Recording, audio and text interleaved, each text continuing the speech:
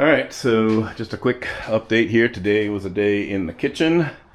I was able to get this switch that I'd started working on yesterday wired up. That one goes down into these mess there. I moved that around a little bit there. I also ran the washer wire, which is going to go down here, and it's ready for the washer when it gets put in. I wired this switch here, which now turns on that light up there, so that's good. Yesterday, as I told you, we got this switch going, so that turns all of that on down in the basement, so it's nice to have my basement lights working. And when I get up into the attic here, and you can see a little bit of it with my fast motion, I found all of these old wires here, all hooked up to this one light.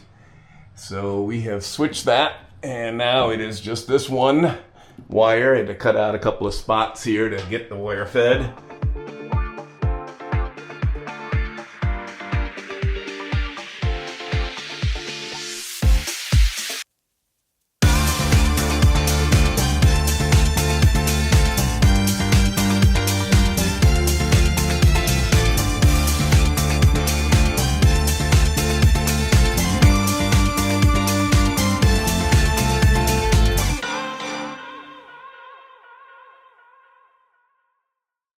And again, I showed some of that on my fast motion.